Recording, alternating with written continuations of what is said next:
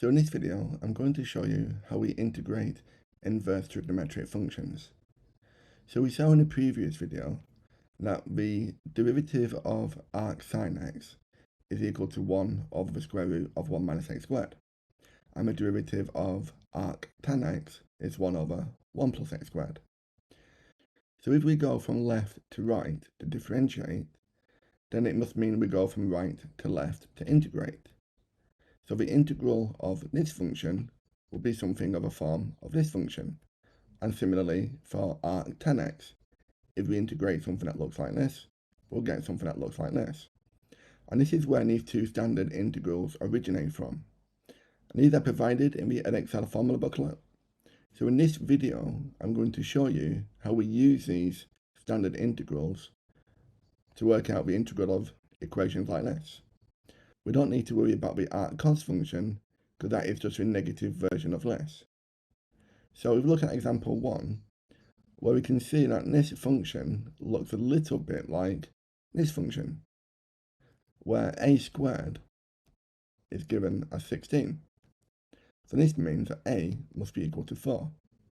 So now all we're going to do is substitute this 4 into the right hand side of this standard integral. So this will be 1 over 4 times the arctan of x over 4 plus the constant. So this is the integral for this function. Okay, let's try example 2. So in example 2, we're going to integrate this function, and you can see that this looks a little bit like what we have over here, where a squared is now equal to 25. So that means that a must be equal to 5.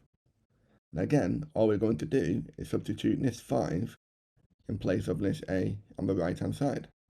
So this will be the arc sine of x over 5 plus the constant. Okay, let's try one more question, question 3. Okay, so in example 3, this looks a little bit like what we have here, but the problem is this is 1x squared, and this integral only works if we have 1x squared, but here we've got 9. So we need to cancel out this 9 somehow. Well, if we look at the square root of 4 minus x squared, so to cancel out this 9, we can factor the 9 out. So under the square root, we have 9 lots of, and this becomes 4 divided by 9, because when you multiply the 9 by 4 9ths, this multiplication and division will cancel, so we're left with 4, and then minus x squared. So this is exactly the same as this, just written in a more convenient form. We can separate this square root as the square root of 9 times the square root of 4 9ths minus x squared, and the square root of 9 is 3. So 3 times the square root of 4 over 9 minus x squared. And now I'm going to substitute this back into our integral. So it's the integral of 1 over 3 times the square root of 4 over 9 minus x squared, integrated with respect to x. Okay, this 1 over 3 I can pull out in front of our integral sign. So this will become 1/3 times the integral of the square root 4 over 9 minus x squared with respect to x. So now we can see that this 4 9ths is equal to the a squared. So we'll say a squared equals 4 over 9, which means a must be equal to 2/3.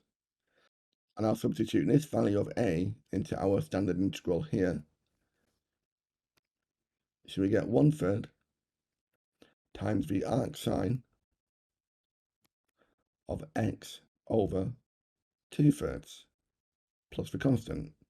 And we can simplify this to make 1 over 3 times the arc sine and x divided by 2/3.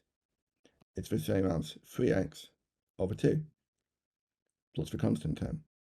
Okay, so I hope that gives you an idea on how we integrate inverse trigonometric functions. Thank you very much for watching. I hope you found that useful, and you can download the full lesson and worksheet from my website mrmathematics.com. There's a link in the description below. Thanks again and take care.